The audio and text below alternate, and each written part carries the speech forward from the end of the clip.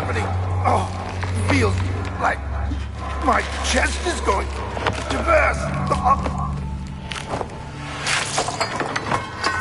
My God! Wilhelm, do something! Accept it. We're not getting out of here alive. How can you say that? Alexander, you piece of shit! Let us out of here!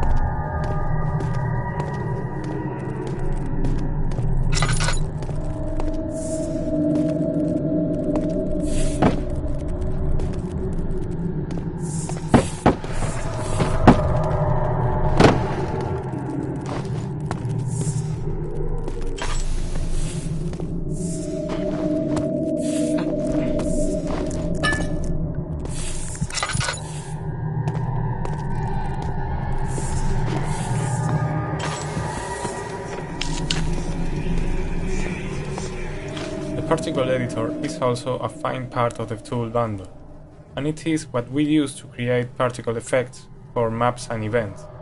We use particles to do nice effects like the flames in torches and the smoke that comes out from them. All we have to do is add one or more particle emitters, set up some parameters like starting position and speed, on all sorts of fadings in size, color or speed. It's funny how you can simulate all kinds of effects with such simple elements. I very much recommend you to try it yourself.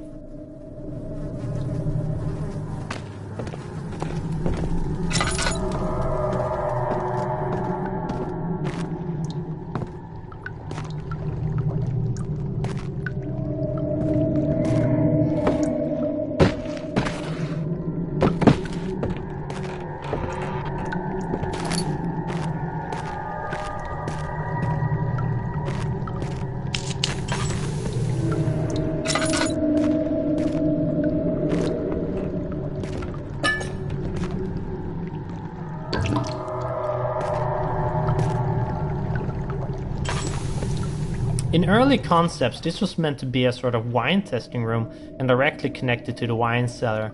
The reason for the whole wine testing thingy was that we planned on having more laboratories in later levels, so a lab here as well felt kind of strange. Then things changed and only one lab was left in the design, so we changed the name to laboratory instead. The whole wine testing facility that could make dangerous acid always felt kind of strange anyways.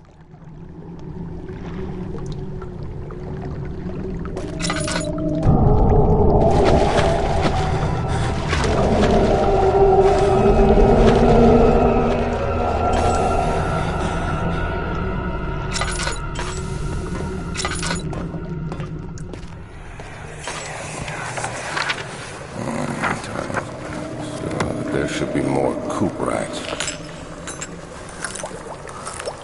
Let me see. And one part aquaforce.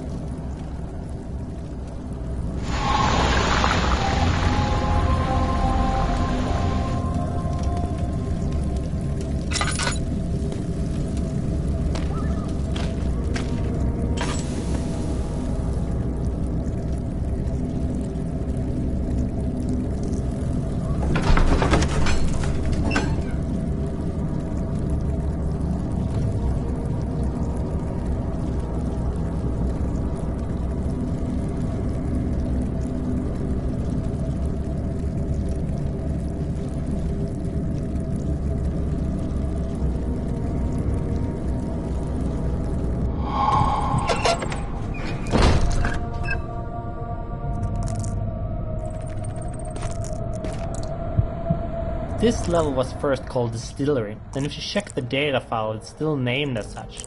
Now for some reason I told Mikke, a writer, that it was called Refinery, and the voiceover was recorded with the wrong name. Since it's easier to change a name than a piece of voice data, we had to rename it. I'm glad I said Refinery though, and not King's Hall or Grandma's Vegetable Patch. That would not have been as fitting.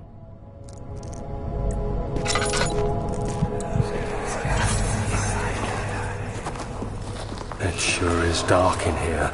Yes, and there's a good reason for it. But you can light the lamp now if you wish. What's the reason? For the darkness, that is. Stay close. Be careful not to stray. What's the reason? Why is it so dark? Pay attention, Daniel. It's important that you keep going straight and make sure not to stray.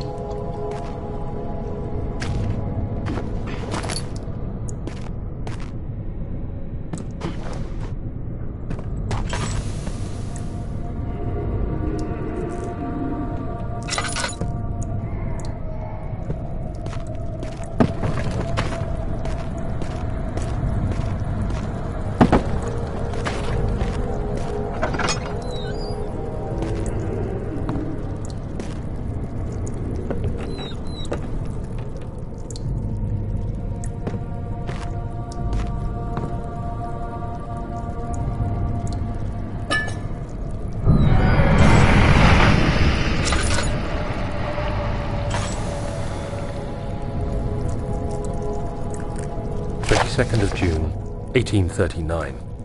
It's been more than a month since my last entry. After the event inside the underground chamber in Algeria, Professor Herbert insisted I return to England. He said he didn't want to risk forfeiting the entire expedition lest I took a turn for the worse. An excessive decision, in retrospect. But I'm glad it turned out that way. I found my journal this morning in the haphazard collection of things brought home from Africa. Next to it lay the broken stone orb wrapped in cloth. I tried to assemble it, but couldn't. The pieces wouldn't fit together, as if they weren't from the same object. Could I have imagined it all? Was there ever a complete orb?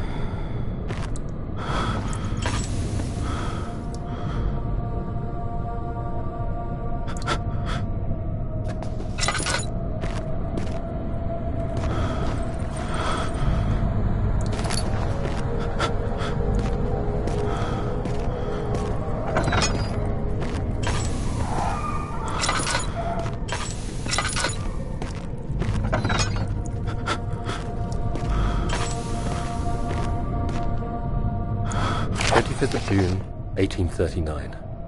I feel the need to continue this journal, even though it was intended for my journey to Africa. This must be something very important.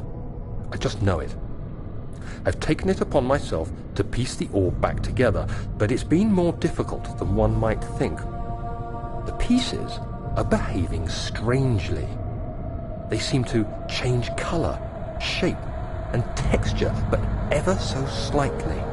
Yesterday, I took careful measurements and notated any significant markings. Today, I confirmed my suspicions. They were changing. I was terrified and rushed off to see the finest geologist in London, Sir William Smith. I approached the subject with care, and we discussed how rocks change form. He told me about the nature of glass, how it eventually collapses on itself, like ice slowly melting over the course of centuries. Smith eased my mind a bit, but I can't escape the feeling that these shards have otherworldly properties.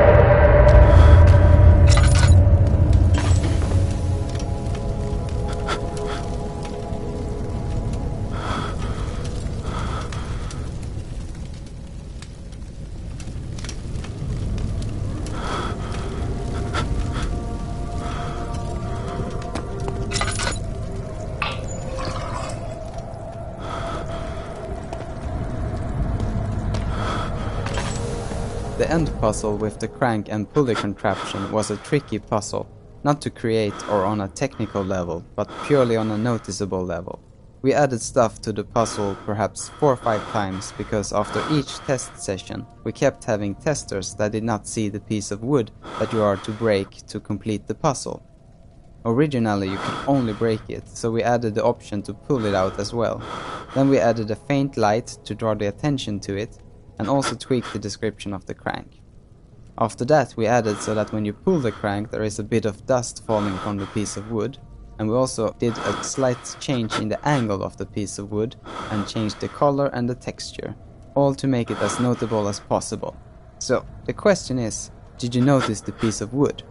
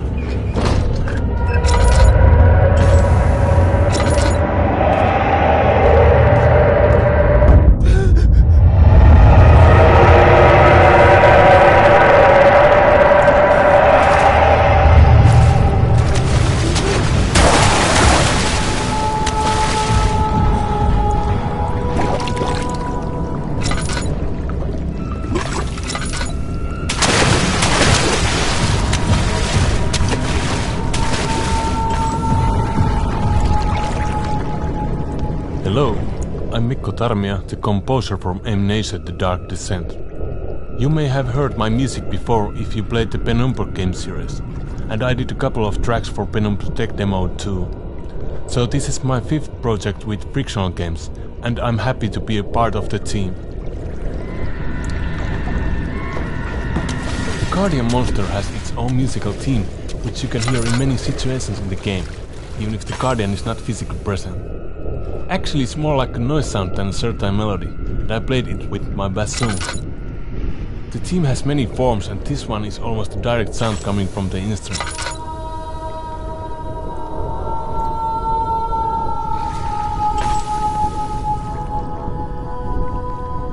and this...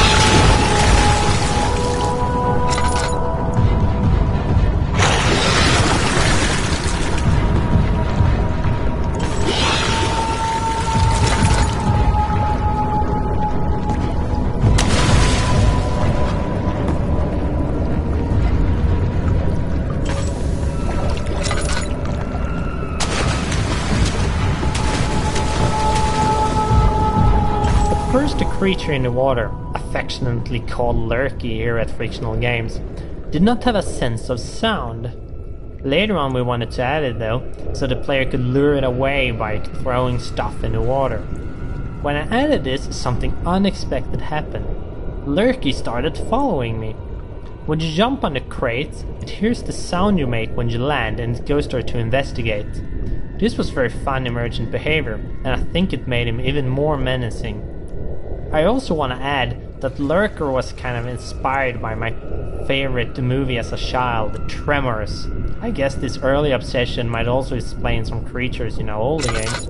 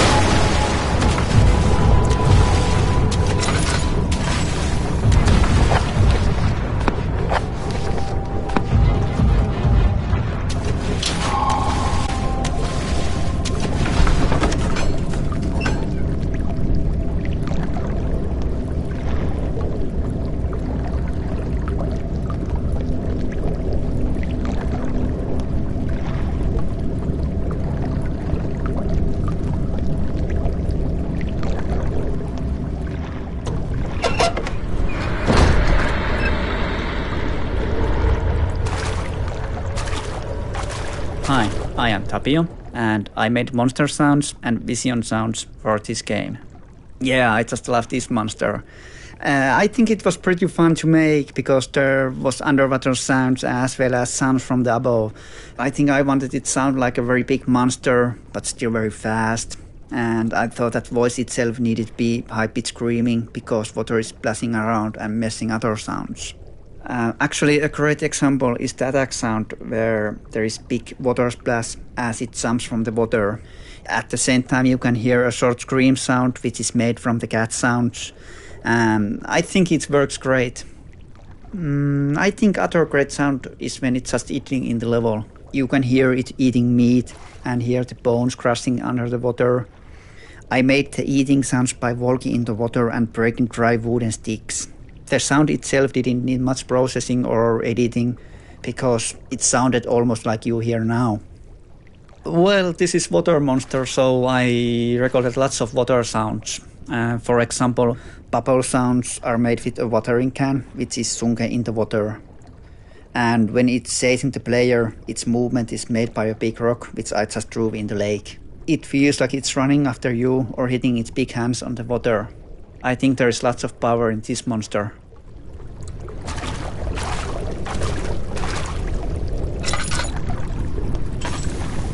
This level is the high point of the lurker build-up, which sort of started in an entrance level with the slime appearing. It's supposed to be a sort of roller coaster ride and is designed to be easy enough to be completed on the first try. Yet, it should also be stressful. Many of the things in a level that seems like you barely make it are just scripted to be that way. But it's nothing you notice because they're blended in with the truly deadly stuff.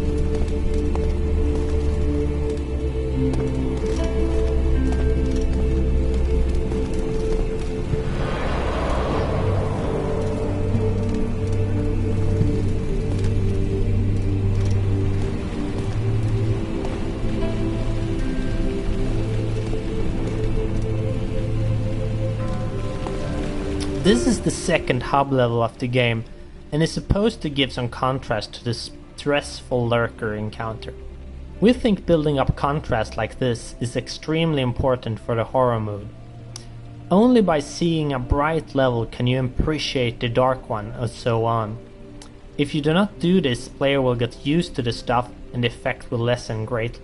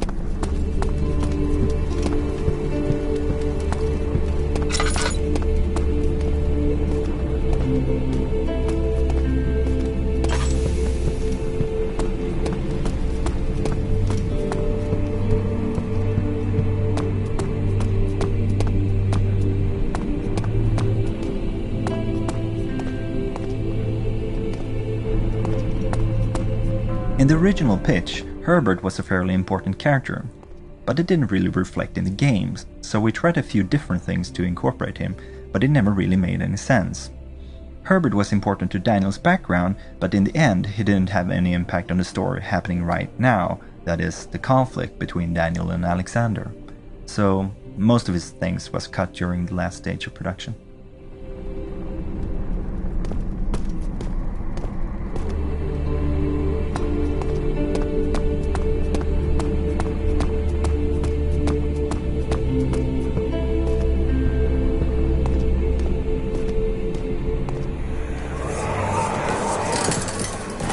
An ascending room. Will it take us to the inner sanctum?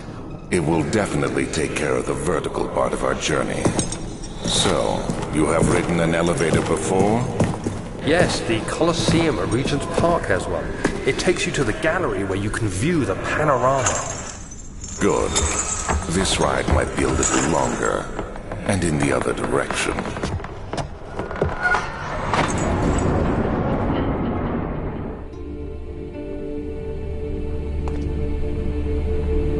When I first started working on the elevator, I had detailed concept art as base of my work. This is both a blessing and a curse.